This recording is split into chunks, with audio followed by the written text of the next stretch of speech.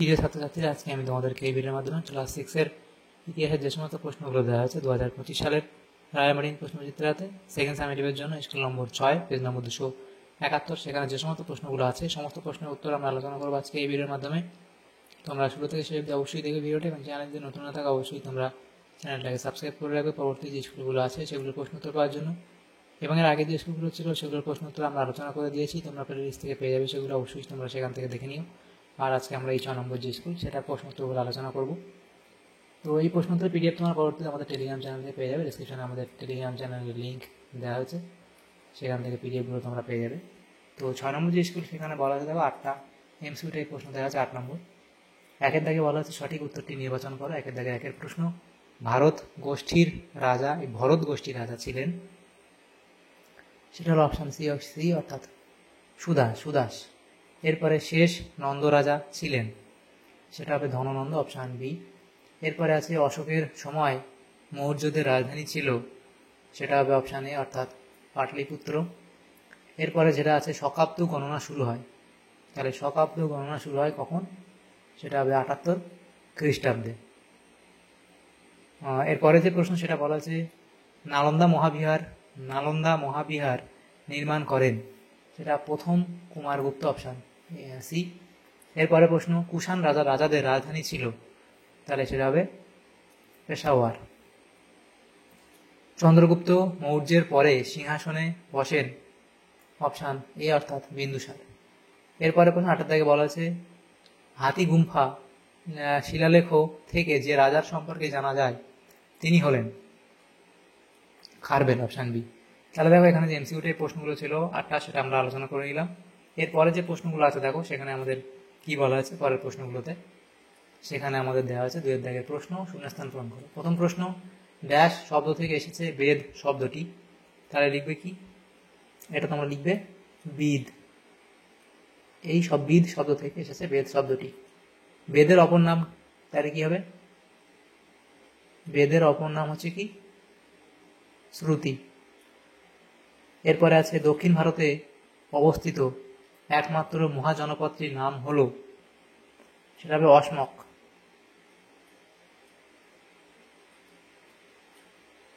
অদন্ত স্বয়ময় ক, অসমক। এরপরে প্রশ্ন জৈন ধর্মে মোট ড্যাশ জন তীর্থঙ্কর ছিলেন, তাহলে সেটা হবে 24 জন তীর্থঙ্কর ছিলেন।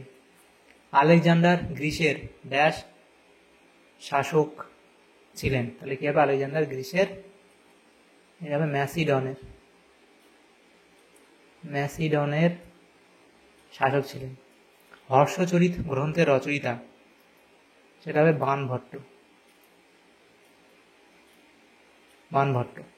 ড্যাশ উপাধি নিয়েছিলেন শক ক্ষত্রপ রাজা রুদ্র দামন, এটা হবে মহাক্ষত্রপ, এটা হবে মহাক্ষত্রপ। মেগাস্থেনিস রচিত একটি বিখ্যাত গ্রন্থ হলো ইন্ডিকা।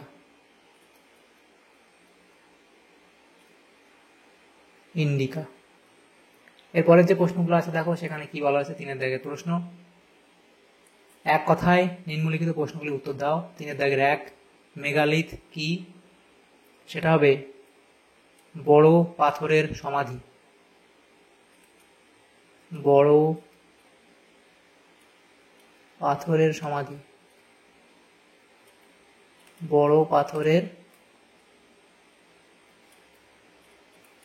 সমাধি।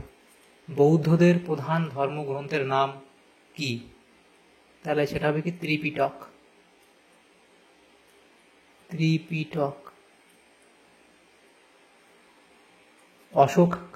অশোক কার কাছ থেকে বৌদ্ধ ধর্মে দীক্ষা গ্রহণ করেন, সেটা হবে উপগুপ্তের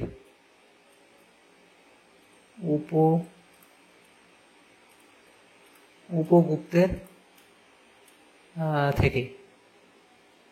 এরপরে প্রশ্ন শিলাদিত্য কার উপাধি ছিল, সেটা হবে হর্ষবর্ধন। এরপরে প্রশ্ন শেষ মৌর্য সম্রাটের নাম কি, সেটা হবে বৃহদ্রথ।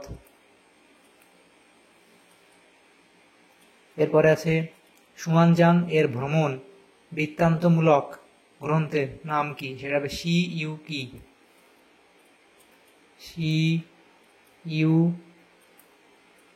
কি। গুপ্ত সাম্রাজ্যের শ্রেষ্ঠ শাসক কে ছিলেন? সেটা লিখবে সমুদ্রগুপ্ত।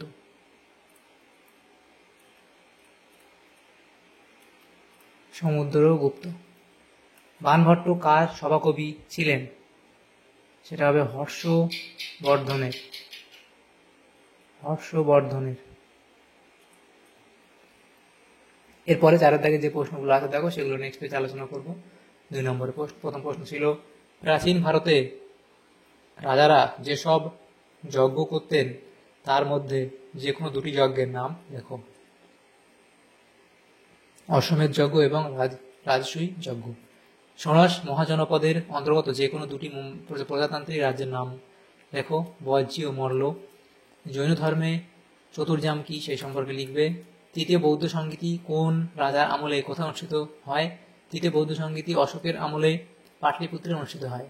কাকে শক্লোত্তর পথনাথ বলা হয় এবং কেন সেটা লিখবে অবধি। তারপরে প্রশ্ন আছে কি, হর্ষবর্ধনের